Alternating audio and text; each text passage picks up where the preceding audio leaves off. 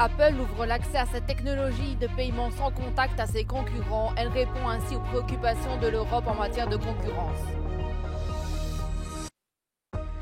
L'Allemagne peut interdire l'utilisation de composants chinois dans ses réseaux 5G. Elle redoute un possible espionnage. Les autorités russes ont émis cette semaine un mandat d'arrêt contre Navalnaya.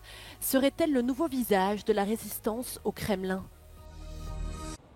Un géant de la technologie plie sous la pression de Bruxelles. Apple a fait des concessions après avoir été accusé par la Commission européenne d'abuser de sa position dominante sur le marché des paiements mobiles, évitant ainsi d'éventuelles amendes antitrust. L'entreprise américaine avait veillé à ce que son propre portefeuille mobile, Apple Pay, soit la seule option de paiement sur ses iPhones. Aujourd'hui, elle a accepté de permettre aux développeurs de portefeuilles mobiles concurrents d'accéder gratuitement à sa technologie de paiement sans contact. From now on, Apple can no longer use its control over the iPhone ecosystem to keep mobile wallets out of the market. Competing wallet developers as well as consumers will benefit from these changes, opening up innovation and choice, while of course keeping payments secure. Les applications de paiement mobile s'appuient sur une technologie appelée Near Field Communication pour permettre aux clients de payer d'un simple toucher de leur appareil. C'est en 2022 que la Commission a commencé à s'inquiéter du fait qu'Apple restreignait illégalement l'accès à cette technologie essentielle. Depuis, elle a obtenu des concessions de la part du géant de la Silicon Valley. To address these concerns, Apple offered a set of commitments earlier this year. We asked Apple to improve their commitments. Then Apple offered improved remedies, and here we are today, making those remedies binding on Apple. L'accord signifie que les utilisateurs d'iPhone dans les 30 pays européens pourront désormais payer en toute sécurité en utilisant d'autres portefeuilles mobiles et les définir comme leur option de paiement par défaut. C'est une nouvelle victoire pour la commissaire Margrethe Vestager, responsable de la concurrence au sein de l'Union européenne. I think it's a first, but that's a first for everything. And of course, I would hope that Apple would learn from this experience, because as you will know, we have a number of non-compliance cases against Apple with their DMA obligations. And I think it would be a good thing for Apple's rivals and for customers if those could be settled by full compliance with the DMA. Bruxelles a également déclaré que les règles de l'Apple Store d'Apple enfreignaient la loi sur les marchés numériques car elles évinçaient les concurrents innovants. L'amende pourrait s'élever à 10% du chiffre d'affaires annuel mondial de la société.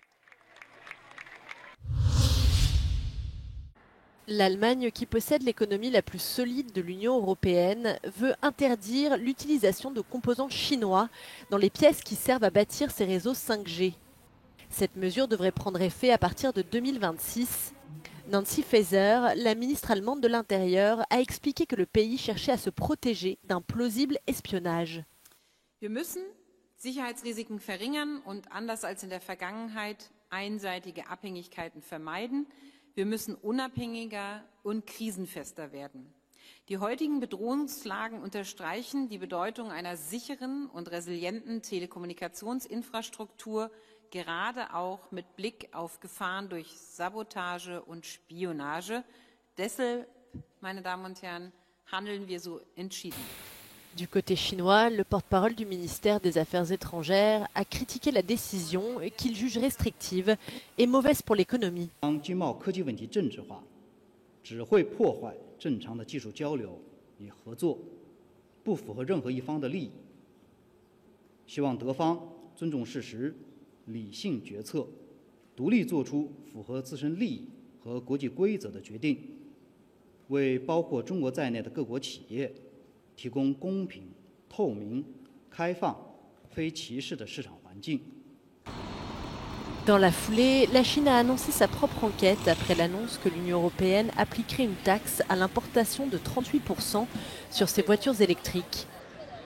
Pékin cible les produits européens, notamment dans les secteurs de l'énergie éolienne, photovoltaïque, des équipements de sécurité et des trains électriques.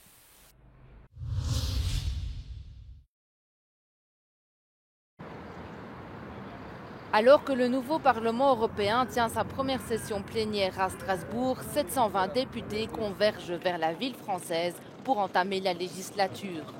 Chacun d'entre eux a droit à un salaire mensuel de 8 089,63 € net provenant du budget du Parlement. Ce n'est pas la seule source d'argent des députés. Une indemnité de frais généraux de 4 950 € est prévue chaque mois, bien qu'elle soit réduite de 50% si les députés assistent à moins de la moitié des séances plénières au cours d'une année sans justification valable. Il y a ensuite un montant forfaitaire de 350 € couvrant l'hébergement, les repas et les dépenses connexes pour chaque jour passé à Bruxelles ou à Strasbourg par le député. Pour percevoir cette somme, les députés doivent signer un registre de présence. Le revenu mensuel total s'élève donc à environ 17 000 €, même si ce chiffre peut varier d'un mois à l'autre. Chaque député reçoit également 29 557 € par mois qui servent uniquement à rémunérer les assistants parlementaires. Les anciens députés ont également droit à une pension lorsqu'ils atteignent l'âge de 63 ans. Elle est égale à 3,5% de leur salaire pour chaque année complète de mandat.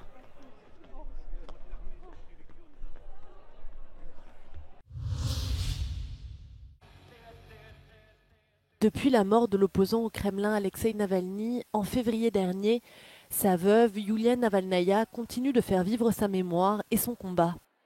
Ce mardi, les autorités russes ont émis un mandat d'arrêt contre elle pour la réduire au silence.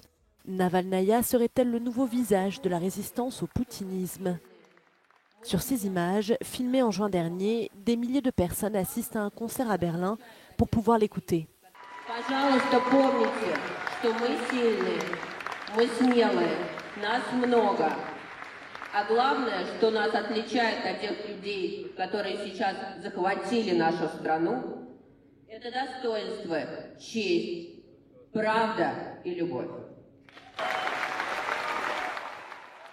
Anke Giesen, membre de l'association Mémorial qui défend les droits humains, tempère. Selon elle, aucune figure n'est susceptible d'unifier les différentes franges de l'opposition russe aujourd'hui. Da muss ich ganz ehrlich sagen, da bin ich ein bisschen pessimistisch. Also ich glaube, dass so eine Figur wie Alexei Nawalny im Moment nicht auftreten kann, weil die Leute sind eher im Exil. L'opposition russe est aujourd'hui divisée en 3 grands groupes. Les soutiens de Navalny, ceux de l'oligarque Mikhail Hodorkovsky et un groupe de médias et de blogueurs. Ich finde, dass eine effiziente Oppositionsarbeit nur dann erreicht werden kann, wenn die Opposition geeint ist. Und sie ist das hier gerade nicht. Die Opposition ist zersplittert in diese 3 große Gruppen mit verschiedenen finanziellen Mitteln und die Vereinigung der Opposition wird die ganze Zeit verhindert von verschiedenen Akteuren. Also mein Ansatz ist, effiziente Politik zu gestalten gegen Putin, müssen diese Oppositionellen erstmal eine gemeinsame Kommission oder einen Rat erstellen. Depuis la mort d'Alexeï Navalny dans sa colonie pénitentiaire en Arctique, les avocats des dissidents les plus connus craignent d'autant plus que leurs clients ne meurent derrière les barreaux. Alexei Nawalny war auch umstritten, aber ihm ist es gelungen, die russische Opposition gewissermaßen zu einen. Und genau das braucht die Bewegung jetzt im In- und Ausland. Aber wer das gerade schaffen kann, das ist offen. Anne-Frieda Müller in Berlin für Euronews. La mort dramatique d'une randonneuse de 19 ans tuée par un ours brun en Roumanie, l'un des pays les plus riches en forêt de l'Union européenne, a incité les responsables politiques à agir. Le Premier ministre roumain a demandé la tenue d'une session parlementaire extraordinaire à Bucarest afin de mettre en place des mesures d'intervention telles que l'abattage des ours agressifs. În anumite zone nu mai au mâncare suficientă și de asta coboară. Am vorbit și cu domnul Simonis, domnul președinte al Camerei, pentru că o astfel de modificare nu se poate face decât prin Parlament. Și după discuțiile cu ministrul mediului, pornim o inițiativă și asta este, vom cere o sesiune extraordinară ca să trecem prin Parlament. La Roumanie abrite environ 8000 ours bruns selon les chiffres du gouvernement. Mais à mesure que leur population augmente, les autorités s'inquiètent de plus en plus de la présence de ces animaux hors des forêts. Nu sunt nici vânător, nici specialist în materie, dar avem destui și este cazul să vină cu o soluție legislativă care, sigur, respectă toate normele europene, dar respectă și viața oamenilor. Nu putem să protejăm animale în detrimentul oamenilor. L'abattage des ours bruns est interdit par la législation européenne et les associations de défense des animaux se sont également mobilisées contre les mesures d'abattage proposées.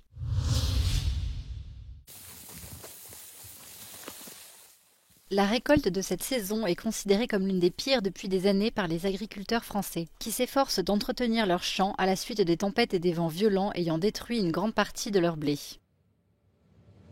Nicolas Pailloux, président de la Chambre d'agriculture de l'Indre, explique que les producteurs subissent de lourdes pertes. Là, on n'est qu'à 5 tonnes 3, alors qu'une année moyenne normale, on devrait faire 7 tonnes. Donc il manque une tonne et demie, à peu près, par rapport à une année normale.